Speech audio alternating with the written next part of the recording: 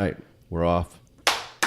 Hello, my name is Brad Bodnerchuk, and welcome to the Half a Dozen Hospitality Podcast, where we discuss everything hospitality, from the food on the plate to the teams that make it happen and the community that drives this industry forward.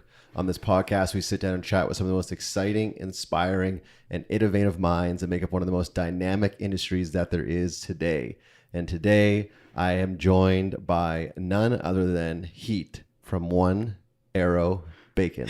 Welcome to the show. Thanks for having me. My absolute pleasure. Thank you for coming into my home and joining me on the podcast. You and I have been connecting via social media for, I'd say, a few months now. Yeah, about that, maybe a little bit longer. Yeah, and it's so nice that we can finally meet in person. I know. I brought you some bacon. Yeah, and you brought me some bacon, which is like the way to every guy's heart. So thank you so much for that. The first question that I actually do lead off the podcast with most people is the what, the where, the why, and the how, you and food. So where did this all start for you? Take us back as far as you want to, as far as you can. Where did you and food start? Well, I was a teenager, and like everybody else that has their first job, I worked at Tim Hortons, I worked at Dairy Queen. And then when I was 20, I moved to Vancouver, and I just found a job at Moxie's on Davie Street, and I wanted to actually be a server. And they told me that there was a position available in the kitchen. So I was like, why not? So I just started getting my foot in the door in the culinary industry at Moxie's and worked there for a couple of years. I was able to travel to Ontario and open up some more restaurants out there. Oh, wow. And from Moxie's, I went to the Westin Grand and started, actually taking cooking seriously, and worked there for 5 years. Oh, okay. Yep. And then I went to culinary school. I went to VCC and did their apprenticeship program. Mm-hmm. From there, I went out to work at the Fairmont. I went to Blue Water Cafe after that. Cool. Yeah, nice. Yeah, so that was a great experience because, to go from like a hotel to a restaurant is completely different. Mm-hmm. They have no HR there. Yeah. You kind of start at the bottom of the totem pole and you work your way up from garde manger to, working the seafood station or grill station. So I got my ass kicked pretty hard at that restaurant. And Frank's a great chef and he taught me a lot. Cool. And from there, I moved on to the Fairmont Pacific Rim. And that's where I started to learn how to make charcuterie. Oh, wow. Okay, cool. So that was like the tipping point for you, your time at Fairmont. It was. And I was able to kind of focus on what I wanted to do as a chef. And I had enough experience to like start to kind of lay a foundation of wanting to start my own business. Right. And so it kind of like started from there. And there was a chef there named Atticus Grant, and he really took me under his wing and taught me how to make sausages and bacon, so cool. Prosciutto, pancetta. And, he was a really great inspiration for me to kind of focus on that sort of, like style of cooking? Style of cooking, basically. Not really cooking, but curing and smoking sure. and that really style of cuisine, I guess, or it just made me really happy because I was able to have a station by myself. So I ran the charcuterie station there. So I made all of the bacon and sausages and charcuterie for the whole hotel. Oh, wow. And we actually had a storefront like downstairs called Giovanni Cafe. So I would do all of the charcuterie for that. And it just made me super happy to be able to kind of do my own thing and have the creative freedom to make, I made like a smoked jalapeno cheddar sausage and kind of play around with bacon flavors. And so I was there for almost 5 years, and I saw an ad on Facebook for the Aboriginal Entrepreneur program at the Vancouver Friendship Center, at the Vancouver Aboriginal Friendship Center. And I was like, I'm First Nations. If this is a free program, I should check it out. So I contacted them and I actually got the last seat in the course. Wow. And that was in November of 2016. And what they did was they were able to give you the tools to teach you how to have like a business plan, an idea, the name, your logo, just like kind of like basic foundation so cool. things. So I took that course and we had this big presentation in January to have like, what's your business name? What's your plan? Right. And I was super nervous, but I remember like being up all night practicing my pitch for the whole entire class. Yeah. They had people from Van City, And they had they had a Cree elder there as well to like Right. judge. So they had like three judges, Yeah. and I actually won the best presentation in Oh, the amazing. program. Get Yeah. out. So that was All that late night work paid off. exactly. And I was like, you know what? I'm gonna apply to be at the Vancouver Farmers Market. And So cool. and that's how One Arrow started. Just like that. Yes. And where does the name come from for you? For me, I wanted to have a name that represented like strength and like me kind of overcoming my hurdles and my the things that I've had to overcome, from my childhood to, just like personal things. Where you're at today. So so it just kind of represents it represents me. Cool. Yeah. Now, you mentioned Atticus, I believe was his name. Mm-hmm. Was he then? Is he now someone you consider a mentor? For sure. Like he's kind of like my bigger brother. And right now he's in Austin, Texas, and he's the chef at the Austin, Texas Fairmont. So he helped open up that hotel. Oh, wow. Cool. Yeah. So shout out to Austin, Texas Fairmont. Yes. And shout out to Atticus. That's right. For helping spark this creative juice. That's awesome. Props. Yeah. Yeah. It's huge props. So what is it about bacon specifically that you feel like is a great base for a business? Like why bacon and why this product for you moving forward as far as your business? Well, for me, like I love bacon. Like who doesn't love bacon? But it's a very versatile. Like pork belly is something that's very versatile. It's like sweet. It's fatty. Mm-hmm. For me, I'm able to play around with flavors. So I have like 5 different flavors of bacon right now. Right. And it's just something that I think is like a staple in like Canadian homes across the country. Yeah. How do you deal with the changing Canadian homes we see now with people adopting different dietary choices? Are you seeing it impact, and obviously your business is still quite infant, but are you seeing it impact people that are interested or intrigued by the product? Like you just came from a farmer's market. Are you seeing those numbers shift like every week, or are you noticing at all a change in people's dietary choices? Yeah, like obviously there's people that have those allergy sensitivities of like gluten-free. So, I just came out with a bacon that has no sugar. So it's just salted pork belly and a natural smoke. So that's like an homage to like how bacon was made back in, the 1800s. Right.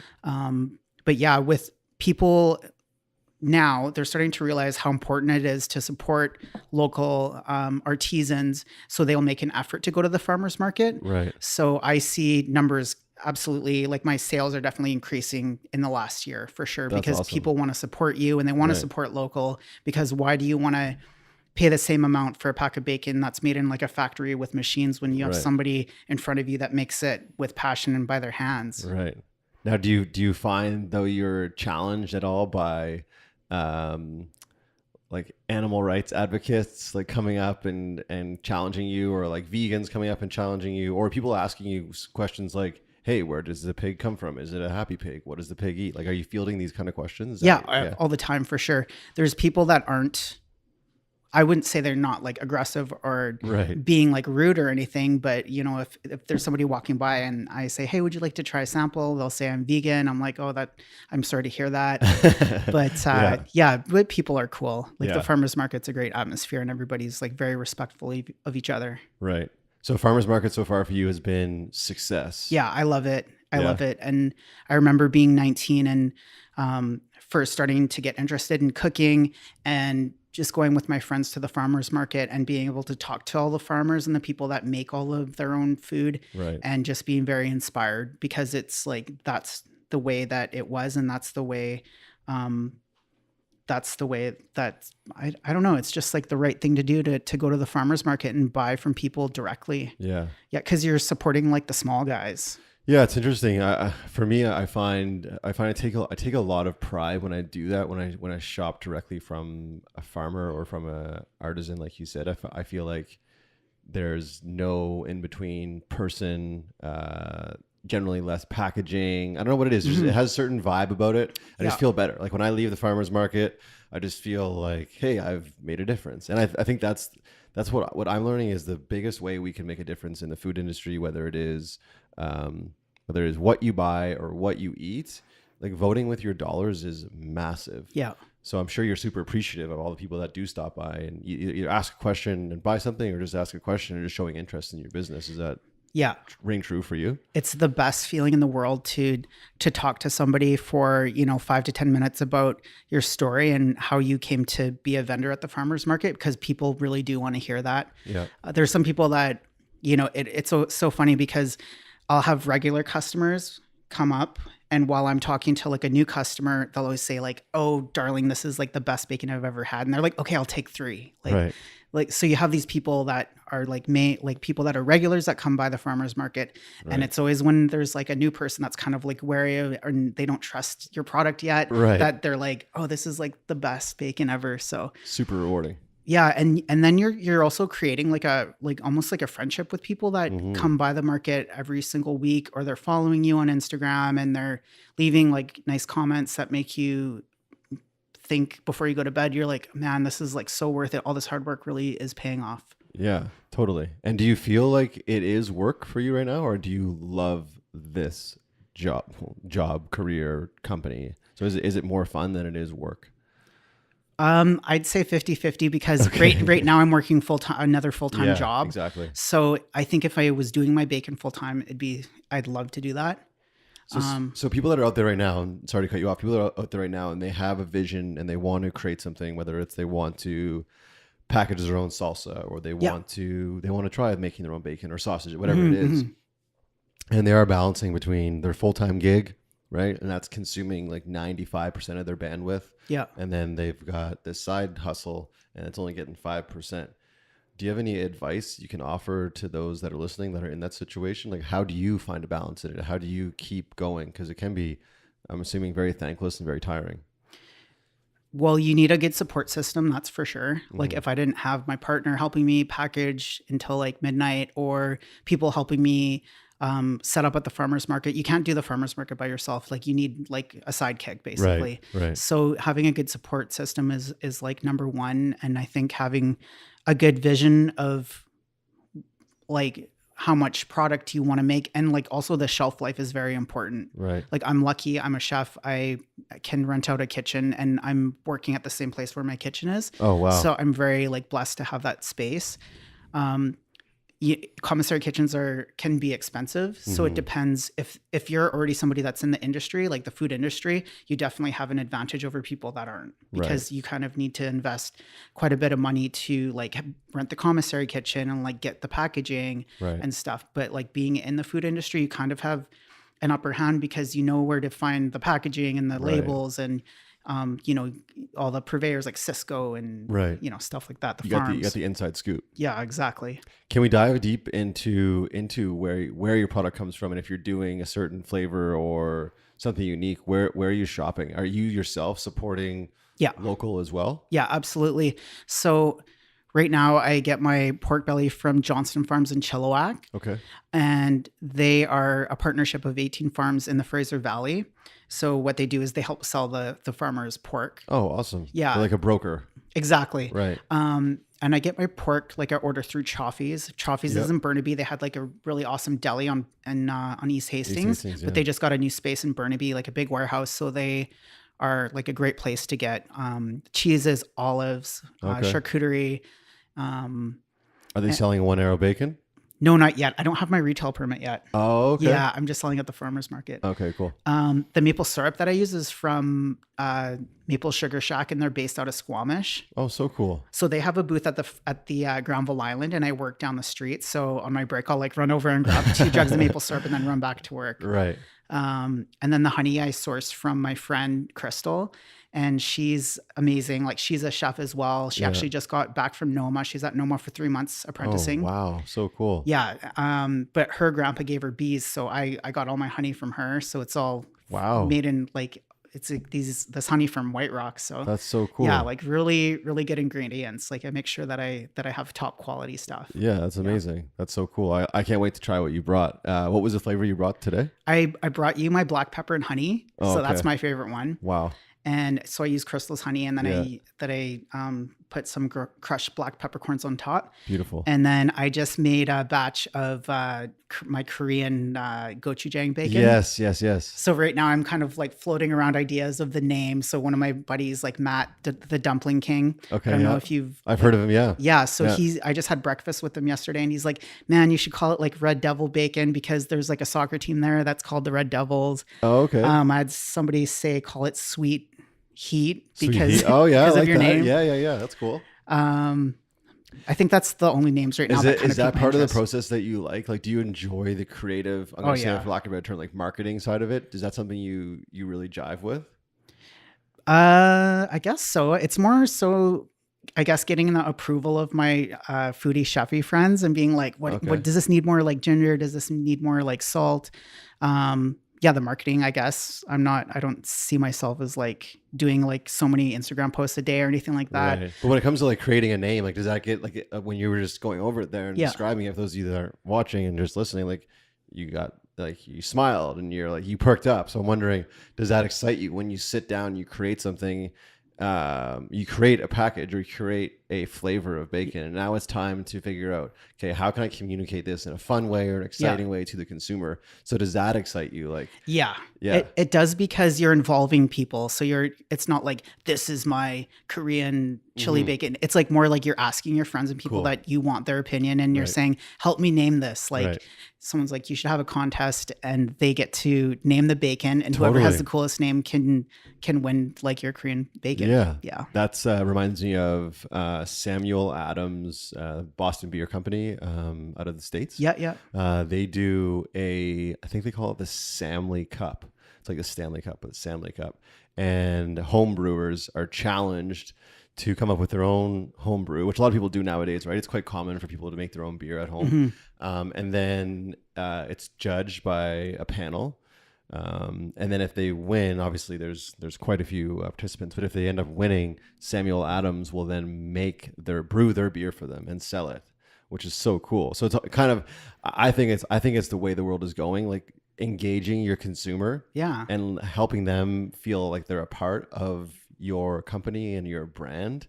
But it sounds like you do that right now with your with your tribe, if you will, like your community. You're putting it out there like, hey, Matt, like, what do you think I should name this? And then it gets him excited and he feels like he's helping you out. And I think that's what this is all about. For me, so many times in this podcast, when I ask people the question, and I'll ask you, is, well, how do you define hospitality? To me, it is just that. And not to put words in your mouth, this is where I come from, is hospitality is community. Right? That's what it breaks down to. No matter where you're from, no matter the background, ethnicity, hospitality to me is inviting someone into your home and making them feel just like that at home, and breaking bread. I think there's so much history with that. So how do you define hospitality?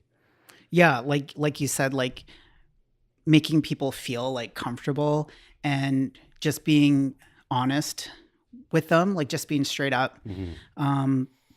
Just letting them know you without any sort of like barriers.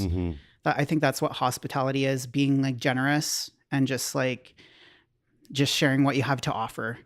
Just bringing something to the table that represents you. And like you said, kind of unfiltered. I love that. I love when people can be real. And I think it's so challenging now, going back to like the whole social media thing. It's so challenging now to understand people truly, because a lot of us are just putting up the highlights of our life. I'm guilty of that myself.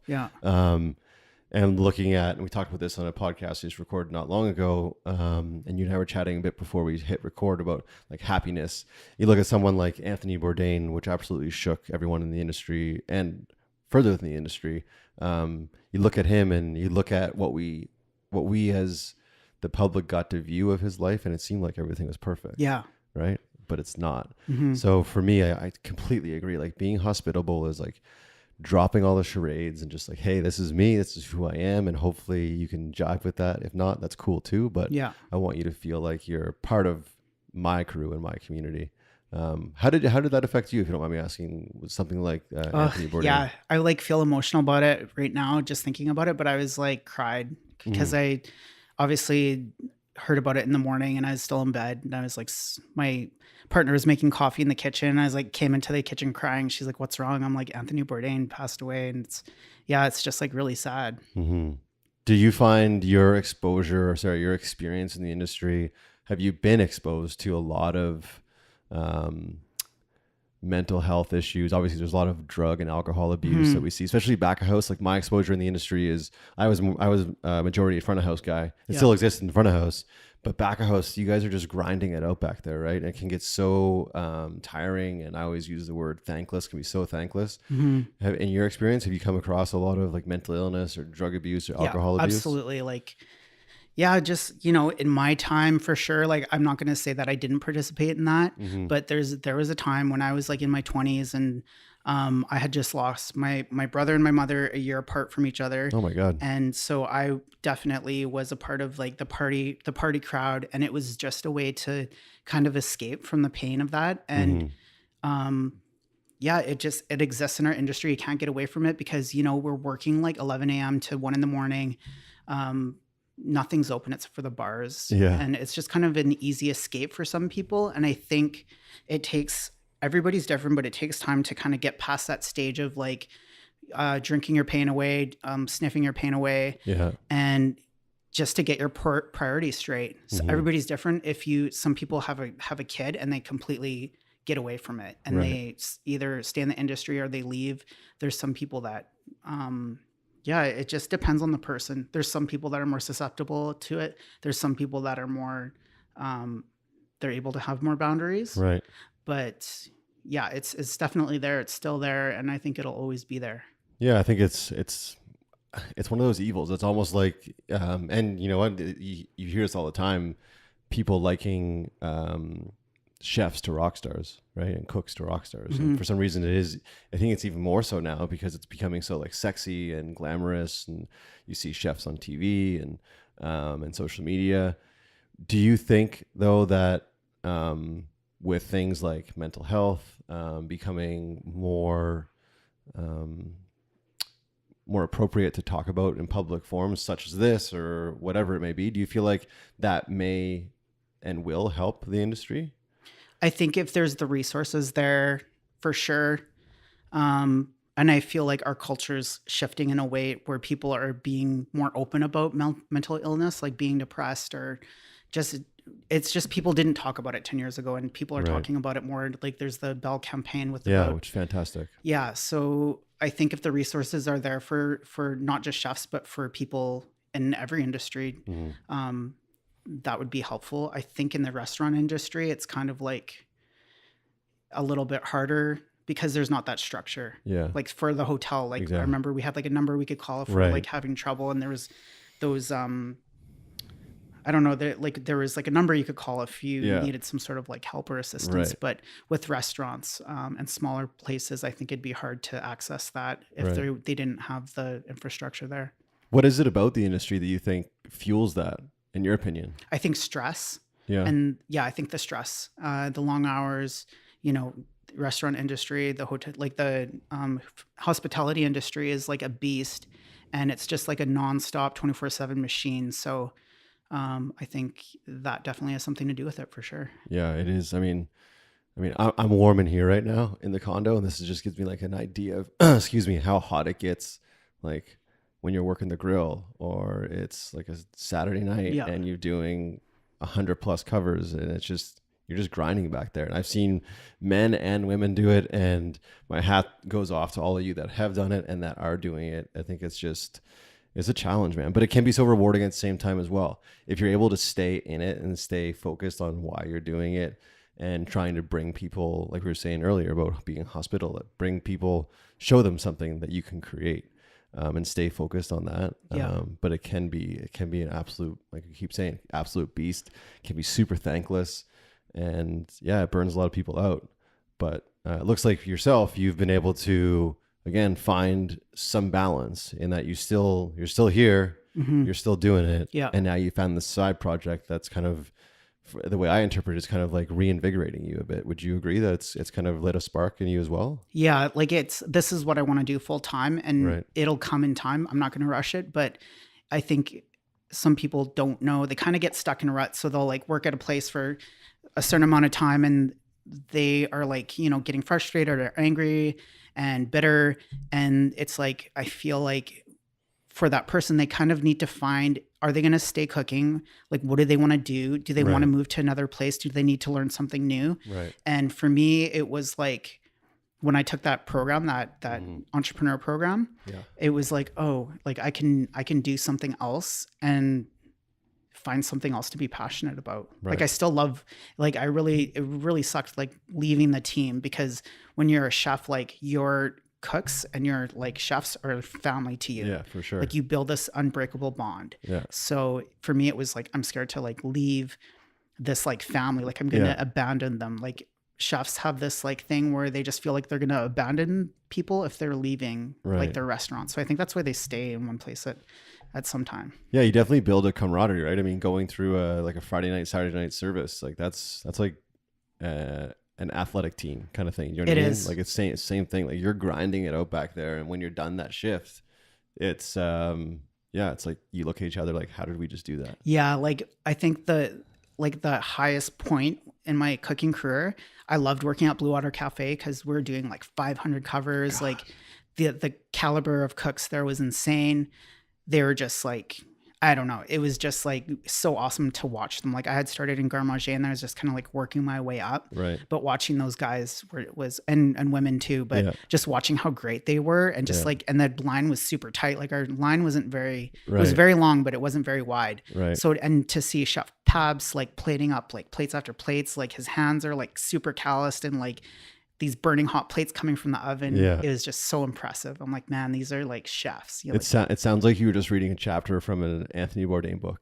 Yeah. The way you described that. Yeah, it was such a great experience. For listeners that aren't in the industry or aren't really familiar with kind of the ins and outs of being in the kitchen, I've never asked anyone this on the show, so this is the first for me, but break down for us what garde manger is and break down for us the other stations that you would see in a restaurant like Blue Water Cafe and what everyone is doing, just for the listeners and better understand what it looks like back there. Yeah. So garde manger would be like the cold items. So like the salad station, the like oysters. We had like oysters that we shucked, and like salads, small appies, cold appies, and then behind us there was a fryer that we would use, and then beside us there was a grill. So the grill station did like all the steaks. Right. And then there was pans. So they did like all the sauces, saucier and entremetier did the vegetables. And then beside them was the shellfish station. Tongue tire, yeah. So there was the steamer there. So they had the steamers and then like the court bouillon in the back to do the lobsters. Right. Yeah, I moved up to that station. Oh, yeah? Yeah, after like 6 months, but yeah, that was a hard one. I was going to ask you, of all those stations, what is your favorite? Where do you feel like you shine most in a kitchen like that? I guess, I don't know. I still like garde manger because I don't burn myself. The shellfish station was like pretty intense because when king crab season came, it was like we'd get 3 orders and you kind of needed a hand because you had to break down like the king crabs and but yeah, it was like a great experience. So Blue Water Cafe was somewhere that you look back on fondly. Yes. As a consumer, taking your hat off, your chef hat off and your entrepreneur hat off, and as a consumer, what do you look for when you go out and where are you going right now? If we can give a shout out to anyone in Vancouver that you think is just crushing it right now, but what is as you Heat as a consumer, where are you going and what are you looking for when you go out? I think I really like the open kitchen concept right now. I think Nightingale is doing a great job. I think Campanolo, like Robert Belcham's, like I've looked up to him since I was like 19. Oh, cool. Yeah, Campanolo Romo. He does all of his whole butchery, like breaks down pigs. Great teacher. He just executed that big day barbecue not last weekend, I think it was. Yeah, I saw advertisement for that, but I know people that have worked for him. I heard Trevor Bird is a great chef to work for as well. With Fable Kitchen. Yeah. That was actually the first place I took my now fiance on our first date. Oh, okay, cool. Had, like, shout out Fable. Yeah, we had the tuna. The tuna can? Yeah, we had that. Nice. Where would you be going out right now? Like, are you going to Robert's places if you're going to go spend your money? Or are you going to Trevor's spots or what? I haven't checked out St. Lawrence, and I heard that place was like hard to get into, but I heard it Yeah. was like top notch. Yeah, So I'd probably go there. it's been mentioned on this podcast a bunch of times. I haven't been either, but those guys do great things. Like they have a ton of different restaurants, right? They've got what's the Italian place there in Railtown? I know where you're talking Come about. on, how do I not know? Come on, can't believe I'm drawing a blank here. My friend works there too, and I Ask for Luigi. yeah. Yeah, amazing. So shout out to Ask for Luigi. Lindsay and my partner, love that place. Actually, we go there for brunch. Yeah, I've been there for brunch too. Yeah, It's and they awesome. kill it. Yeah, it's a bit interesting having pasta sometimes for brunch, but hey, I'll do it. And the service is so good, and they're Service is so great. like they're not intrusive, and then you're like, whoa, my coffee's topped up. I Yeah. didn't even ask for it. So paint us a picture for that. Like what do you expect when you're going out and you're spending 50, 80, $100 at whatever restaurant? Doesn't need to be named, but as a consumer, what do you expect from the moment you walk in to the moment you leave? I think just being acknowledged right Mm-hmm. off the bat. Mhm. I really love it when I have a server that you can tell that they're passionate about food and they know Right. what they're talking about. It's Right. not like they had a little, like just read the menu Right. with a special like 5 minutes before they walked in. Right. Yeah, just people that are able to describe what their special is, what the Mhm. menu is about, just have their basic food knowledge, Mm-hmm. engaging service, being able to pair the wine with the food, just being able to be like they can read people well. They Right. know that you're Yeah, like, it's so sorry, I'm important. deep in conversation right now, so don't Right. like. Don't I interrupt. don't just like being like the best servers are the ones where you don't realize that your water's been topped up or your Yes. plates, your dirty plate's gone. Yeah. Like those like ninja servers, those are the best. Yeah, I always that kind of describe it service. as like a dance, right? Yeah. I feel like I used to be a server back in the day, and I always would look at each table almost like I was trying to dance with them, like whether it's a 4-top, a 2-top, whatever it was. Yeah. So how could I best dance with that table? And some tables want to like bump and grind, and some tables want to be like slow dance. Yeah. Do you know what I mean? Yeah, So you really yeah. have That's to a be good able way to to re- put it. You have to be able to Yeah. read people. And I think for me, like looking at sales and all those things, that's all it is. You just got to, like you said, you got to read someone. It's like this podcast. People come into my home, or if I go to them, you have to be able to kind of understand best what they need or what they want to get out of them what you want. Yeah. And I think it, like you said, there's a few that do it so well in the industry as far as serving is concerned. Now, food, what are your expectations with food? When you go in there, obviously being someone that is around food almost 24/7, when you go and spend your dollars, what are your expectations on plates that fall in front of you? I don't know. I'm like a simple like meat and potatoes kind of guy. Okay, So I'm not okay. like super fancy schmancy, but obviously just having like hot food hot, cold food cold is good. That's big. I don't know, seasoning, having like properly seasoned food, properly cooked food, something that's like not overdone and Right. overcooked. Just like anybody else, if they're gonna spend their hard-earned money at a restaurant, like they would expect it to be cooked the way that a professional like Yeah. Red Seal chef should cook it. And, Right. if you're gonna go to like a dive bar or something, get like a greasy burger, like everybody knows what that tastes Yeah, like. But if exactly. you're gonna spend like $100 on a steak and you want it cooked properly. Yeah. So your expectations, which I think is appropriate, change depending on where you're at. Right. I would think so, yeah, based on how much money you're spending. Right. The Mhm. dollars always add up for sure. Yeah. Seeing as this is called part of me, the Half a Dozen Hospitality Podcast, I always ask my guest 2 questions. And the first one is the half a dozen have tos. So I need from you, Heat, 1 to 6 of your have tos, meaning something that you have done in your life, whether it is a book you read, whether it is a dish you've eaten, an album you've purchased, a shirt you own. Doesn't have to be food related. It can be anything. So 1 to 6 of your have tos that the listeners have to do, whether they have to try this steak, they have to try this wine, they have to take a trip to this place. What would be your 1 to 6? Man, that's a really hard question. Got you on the spot here. Yeah, I know. I don't like pressure. I didn't prompt you at all. A lot of people go with travel. Like travel's, Yeah. I think, one that comes up with every single one of my guests. They usually have a spot they've been to, Yeah. and they think the listeners like, guys, you got to go to this spot in Spain. You have to try the beer here, and you have to try the sardines here. So, is there any spot you've been to outside of BC, outside of the city. Okay. Yeah, I went to Amsterdam. So I did like a little European trip a couple of years ago, and we went to Amsterdam and we had bittenballen. Bitten. Okay. Do Yeah, tell. it's like a croquette with like mashed potatoes Oh, inside. beautiful. Yeah. Yeah, and it's like a simple like I don't know. It's like they make croquettes so well. Right. Like they're like perfect cylinders. Right. And yeah, we just like went to this bar on like a canal and just had bittenballen.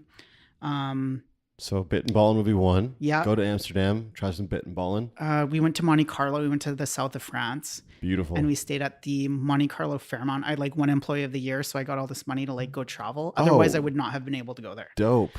And we ate at the restaurant at the Fairmont Monte Carlo, and it was like one of the best dishes I ever had. They had like seared foie with duck breast.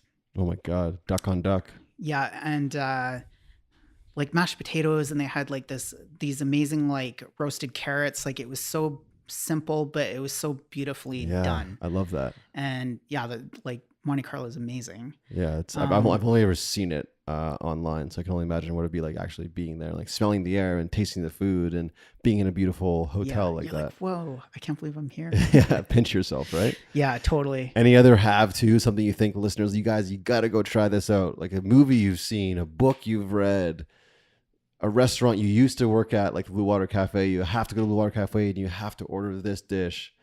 Yeah, I think people should go to Blue Water Cafe. It's so like Frank is such an awesome chef. I'm pretty sure he's probably working on the line right now. Shout out Frank. Yeah.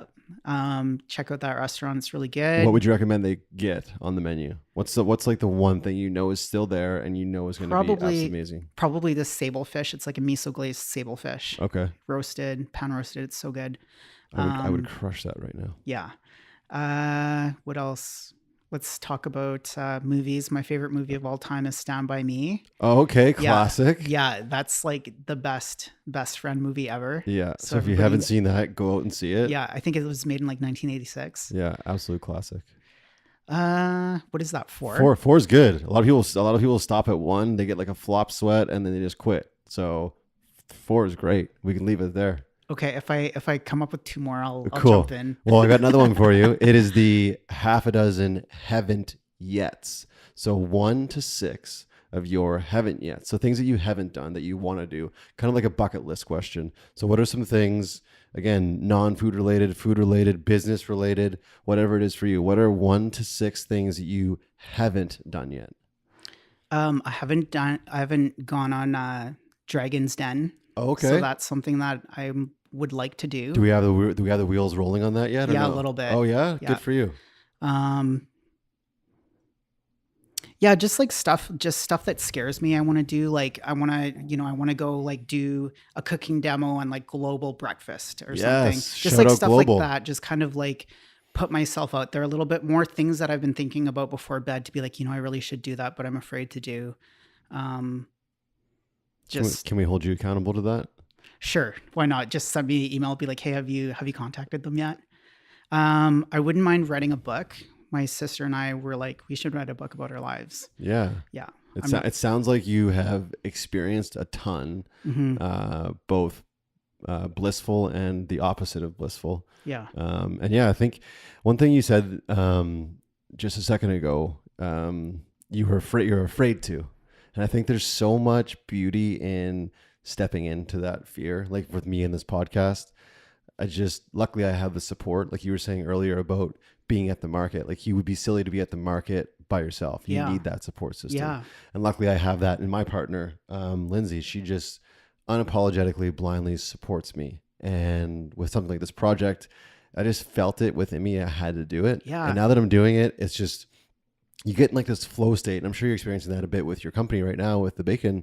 You love it. And when you love something and you get out of your own way, it's amazing what can happen. So I challenge you to write those things down, to make those contacts, to DM those people on Instagram and be like, hey, you don't know me, but I know you, kind of thing. And you never know what can happen from that. And one thing I've learned is that, one, I only know what I know. So I don't know everything. Mm-hmm. But if you don't ask, you'll never know. And the worst that can happen is you're in the same place you were before you asked. Exactly.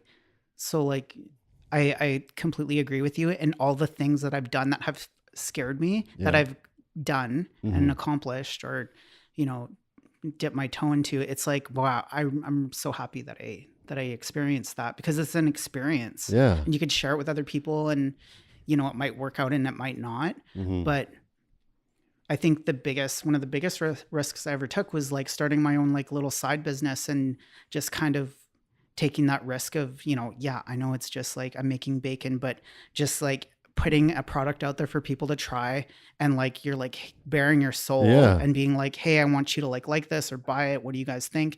Like, you're being vulnerable. And I think being vulnerable to people, it's like the hardest thing to do.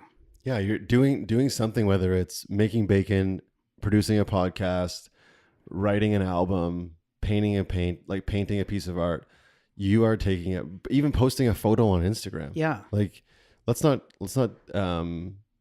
like dumb down what that is. Like, that's a big step. You're putting yourself out there because you're allowing for other people to give their opinion on what you're doing and what is so important to you. So yeah, it's massive. Something you said earlier as well, you mentioned about working in the kitchen and kind of having that camaraderie and that teamwork, and it being tough to leave. Like when you had the opportunity to go have this grant or go through this course.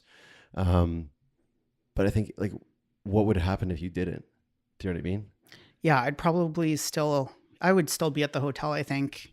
And nothing wrong with that. Yeah. And a lot of people are fine with that. But I think from what I know of you and what I'm learning from you now is that you have something inside of you, like this entrepreneurial fire, that you got to just try. Yeah. Right. It's always been inside of me, and I've always like felt it there. And I knew, like, when I started cooking, I was like kind of like wandered a little bit and like wasn't sure what I would do. And at one point I was like, oh, I should open up my own restaurant, you know, and then just starting, as soon as I found charcuterie, I like knew that that's what I wanted to do. It's just, I needed to have the structure and like the guidance to get there. But yeah, I've always had that. I just have always been like, I want to work for myself. I don't want anybody to like, I want to be able to do what I want to do and like call the shots. Like, not when I was like, because I know that now I have the skill set to do it. Not saying that I was 20 and being like, I'm going to have my own restaurant. Yeah. It's more like, okay, I'm ready. Like, let's do this. Yeah. And that's something too. You've put in the work, and you can look back now and be like, okay, I did that. I survived. I tried that. I survived. Yeah. And it gives you a little more confidence, quiet confidence, right? Where you know that I can do this. And you know that like, for example, with the bacon, you know, like, hey, I know I can make a quality bacon. All I have to do is get over my fear of being put out there in the public. And once you do that, it's just like beautiful things happen. Like, look at the success you have right now, right? And maybe those things like writing a book, maybe those things like being on Global in the morning, like that's just the next step for you. Maybe that's what you need to do. So I'm going to challenge you. I'm going to hold you to it. I'm going to hold you to reaching out to your sister and figuring out how you guys can like start writing like a sentence a day or whatever it is. And then I'm also going to hold you to reaching out to someone at Global. Put it on Facebook. Like, hey, who knows someone that works at Global? Maybe you already do know someone. I know like tons of chefs that have been on there. So yeah, be like, hey, dude, like, just tell me, like, how did that work? How did that happen for you? And you would be amazed how, and like, I've been amazed in this podcast with you standing here today. People can be so kind and generous, and I appreciate so much. And I'm going to say it probably 10 more times before we stop this podcast, but like, you coming here today, sure, there's an opportunity for you to like promote your brand and promote what you do. But at the end of the day, you're giving me and the listeners your time. And that is the most valuable thing that you have, because you can't get it back. Yeah. So I agree. And you're giving your knowledge as well. And that's something that is invaluable. So ask those chefs that you know, like, hey, dude, like, what was that process like? How did you do it? And then before you know it, you're going to find yourself, and we're on, you know what I mean? And all of a sudden you're on and air, then I blank. and then you blank. And you just stare blankly into the camera and totally freeze. No, you won't do that. I know you would do that. So speaking about coming back to One Arrow Bacon, coming back to what you're doing right now as far as your entrepreneurial venture, where do you see that going? Where do you want it to go? Is retail and wholesale something you want for the brand, or are you really in love with the process right now of keeping it a little bit smaller? I just love my customers so much, and I love meeting new people. Like the social interaction with like new people like really makes me so happy. Right. So yeah, and I know that I'm gonna have to make that step like in the next 6 months of going to retail, because I've been approached by like, small little delis and like butcher shops and Spud. And so it's like pretty overwhelming. Right. But I love the farmers market. I love them. I love my market managers. Like I see Right. them every morning. It's, and you have like your regulars. But yeah, I know I'm going to have to make that leap into retail, and I will, Right. But Cool. It's all in due time. Yes. You don't want to rush it, but you also want to strike while the iron's hot too. Like while your brand is like smoking, you got to get it in people's hands as best you can. Right. Yeah. So yeah, I challenge you to that, and I celebrate the success you've had so far. And I think, hey, why not like put yourself out there again? Do you know what I mean? It's the same thing. Like farmers market's been great, but it's almost like staying in the kitchen at the Fairmont. Like, yeah. Step out and see what's out there as well. Yeah. The winter markets aren't that fun. Yeah. Here, no. It's pretty bone chilling cold. Yeah. For those of you that aren't in the city or aren't in Canada. Yeah. The winter farmer markets can be brutally wet and cold. But days like today, where it's sunny and hot, I think it's probably the most ideal day to be at a market. Today was awesome. Cool. So I want to take a second again to thank you so much for your time, for coming in, for being so hospitable, being so humble, and being so open to me and supporting my project. So thank you so much for that. And thank you for doing what you do. You're probably unaware of it, but you inspire people like me and other people that are watching you unapologetically go after what you want. So thank you for that. Thank you for flying a flag that you feel is important. I think it's people like you. I know it's people like you that make a change in this world. And it's those little farmers markets that turn into these big projects. So I celebrate you, and I think it's absolutely fantastic. And thank you so much for coming on the show today. Thanks, man. Anytime. Before I do let you go officially, where can people find you? How can they support you and the product and your projects? They need to go on my website, www.onearrowmeats.com. They can also follow me on Instagram and Facebook at One Arrow YVR. One Arrow YVR. Yeah. Cool. And on my website, all the dates are listed for each farmer's market that I have. Nice. Yeah. Amazing. Thank you so much, Heat, for coming on the show. Thank you guys so much for watching and listening. We appreciate it so much. Be sure to tune in next week for a brand new episode, all things hospitality. Until next time, guys, be good and do good. That's it. We're done. Sweet. You crushed it. Yeah. So good. You speak so